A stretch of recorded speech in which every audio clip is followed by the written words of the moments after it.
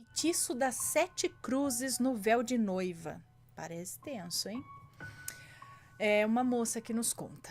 Olá, Ana. Estou muito feliz em enviar mais um relato para você. Eu sou a Fulanete e vou contar um relato da minha querida mãe. Esse relato ela me contou quando eu era criança e depois de adulta também. E sempre que contava essa história, ela nunca mudou uma vírgula e foi confirmado ainda pela minha tia, cunhada dela, que participou diretamente da história. Irei contar o relato em primeira pessoa, como se fosse a minha mãe relatando a história. Todos os nomes estão devidamente trocados, pode ler sem preocupação.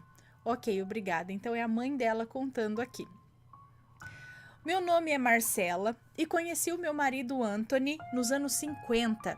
Eu tinha 18 e ele 22 anos. Éramos muito jovens e cheios de vida. Ele havia acabado de sair de um namoro no qual a Safadiane rompeu. Safadiane conheceu Anthony através de seu cunhado Mauro, marido de sua irmã Bettina. Namoraram por poucos meses. Ninguém sabe o porquê ela havia terminado o namoro com ele. Porém, ao saber do noivado, Safadiane resolveu reatar o namoro e, é claro, levou um não daqueles. Estávamos muito felizes no namoro e resolvemos noivar. Foi uma alegria para nossa família, pois morávamos em uma pequena cidade onde todos se conheciam e as nossas famílias eram muito amigas. Certo dia, soubemos que uma caravana de ciganos estava de passagem em nossa cidade. Eu e Anthony resolvemos testar os ciganos para ver se eles sabiam realmente ler o futuro. Tiramos nossas alianças e fomos separados para ver o que iriam dizer. Chegando lá, uma cigana de mais ou menos 17 anos pediu para ler a minha mão e disse assim: Moça bonita, veio aqui para enganar o povo cigano? Mas aqui você não engana ninguém. Você está quase se casando com um moço muito formoso e que está aqui, não está? Gente, eu fiquei tão sem graça e envergonhada que eu chamei o Anthony para que ela pudesse ler a nossa mão juntos. E a cigana continuou: Moça, sua vida, depois de casada, não será nada fácil. Passará por grandes dificuldades e a pior delas será espiritual. A sua batalha será intensa e dolorosa, mas você tem fé e será ela que irá te ajudar. É uma mulher muito forte, conseguirá vencer a batalha. Finalizou dizendo que eu teria 4 filhos. Perguntei qual o valor que ela cobraria pela consulta e ela me disse que gostaria que eu comprasse um tacho de cobre e assim eu comprei. Me casei e foi passando os dias, meses, até que coisas muito estranhas começaram a acontecer comigo e em minha casa. Comecei a perder os sentidos e acordava em uma cama toda machucada e com a casa toda quebrada. Meu marido já não sabia mais o que fazer. Minha mãe e minha sogra só rezavam e choravam. Aconteceu um episódio que a minha cunhada, Angélica, estava em casa e presenciou tudo e me contou depois o que havia acontecido. Disse ela que eu estava incorporada com um espírito que gritava que iria destruir a mim e a todos que entrassem na minha casa. Precisaram me trancar em um quarto e pediram para que a Angélica ficasse do lado de fora vigiando para avisar caso eu conseguisse sair. O espírito que estava em mim dizia assim: Ei, eu te vejo, e gargalhava. Ei, abra essa porta, eu vou te passar pelo buraco dessa fechadura e eu vou te matar aqui dentro. Sabe ficar falando assim. Angélica ficou tão apavorada que ela saiu correndo e chorando. Após alguns minutos, Anthony chegou com um senhor bem idoso, um benzedeiro, que quando chegou na porta do quarto, o terço que ele estava segurando em suas mãos quebrou. E aí ele começou a fazer suas rezas e suava muito. E o que estava dentro do quarto ria e dizia que em alguns dias eu estaria morta. O benzedeiro não parava de rezar E isso durou muito tempo, até que eu comecei a voltar e abriram a porta do quarto e eu estava jogada no chão feito um trapo velho. Me levantaram, o Senhor me deu um copo de água que ele havia acabado de benzer e disse: Anthony, meus guias me mostraram algo embaixo do seu colchão. Tire o colchão, que eu preciso desfazer o feitiço agora mesmo. Ao levantar o colchão, o véu que eu me casei estava costurado com 7 cruzes pretas. O benzedeiro disse que aquele dia seria o meu penúltimo dia viva e que teríamos pouco tempo para desfazer aquele feitiço. O Senhor deu as instruções para o que deveria ser feito e que quando acabasse, que ele teria que conversar com nós dois. Fizemos o que foi pedido e o que ele nos disse foi estarrecedor. Anthony e Marcela, antes de lhes contar o que sei, preciso que perdoem e que jamais se vinguem ou guardem alguma mágoa de quem lhes prejudicou, até porque o pagamento será alto demais para quem fez isso.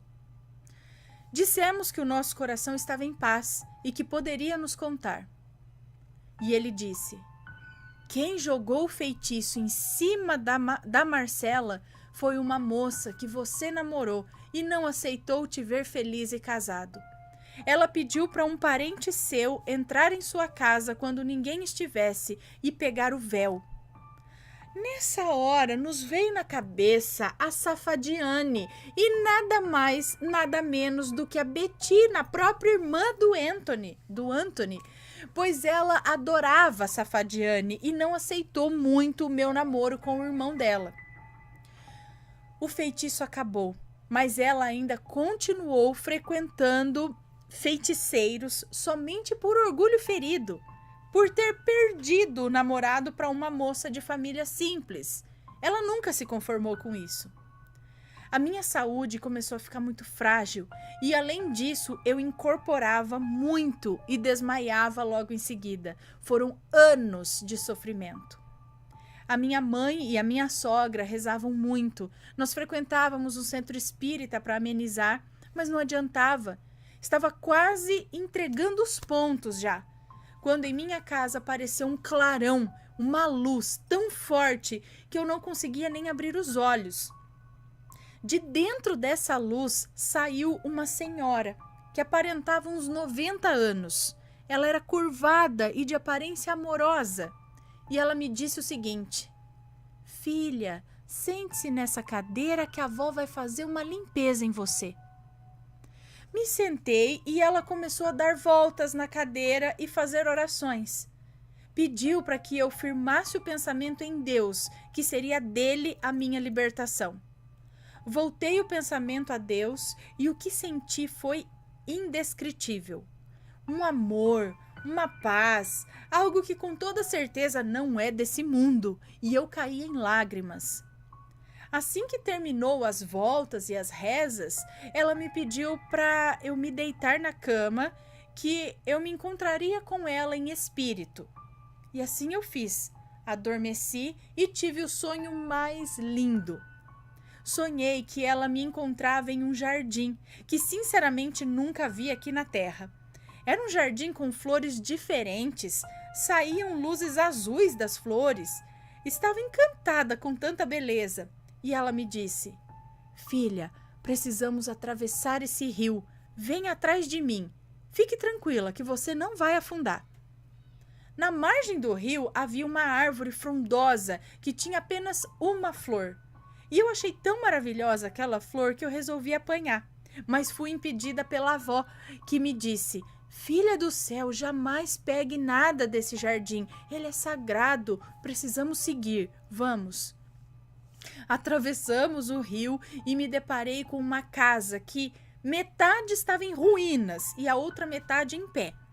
E havia um homem muito alto em frente à casa que não conseguia nos ver ali. Seu olhar era cheio de ódio e eu senti algo tão ruim vindo dele. Tive muito medo. Sem eu dizer uma palavra, a avó disse: filha, fica tranquila que esse homem não nos vê, mas eu vou explicar o que é que está acontecendo.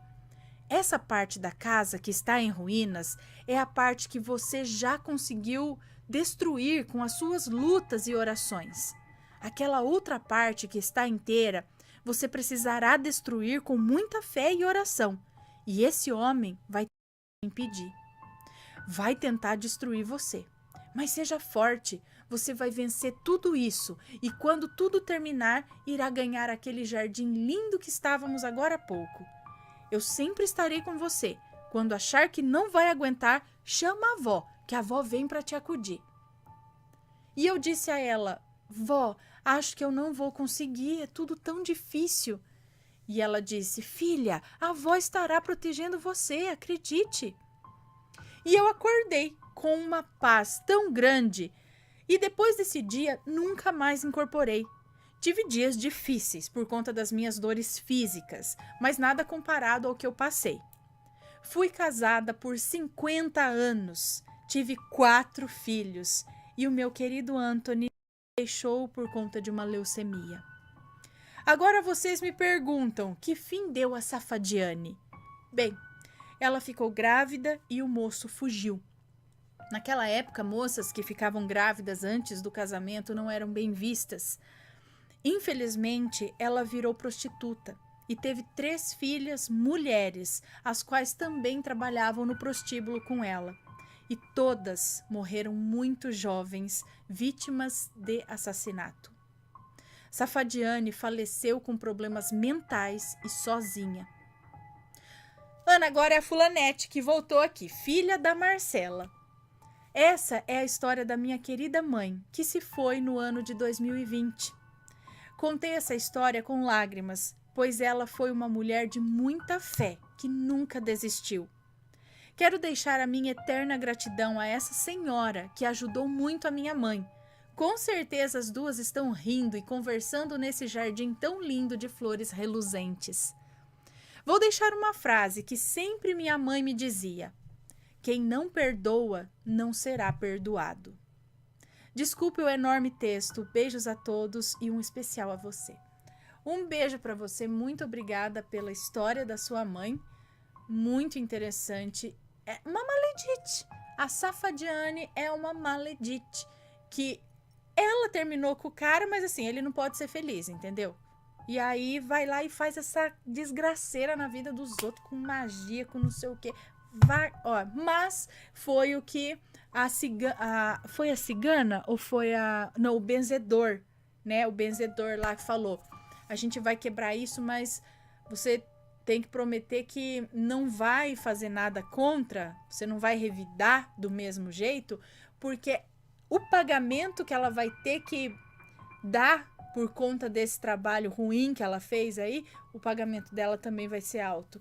Que provavelmente foi o lance aí pode ter sido, né, as filhas e a vida que ela levou, vai saber o que mais não aconteceu com ela. Isso é o que a moça aqui sabe que aconteceu, mas vai saber ali no dia a dia o que mais não pode ter acontecido com ela, né? O quanto ela sofreu, o quanto ela pagou aqui, e vai saber se não continua do lado de lá, não é? Pagando por fazer mal às pessoas, usar a magia pro mal.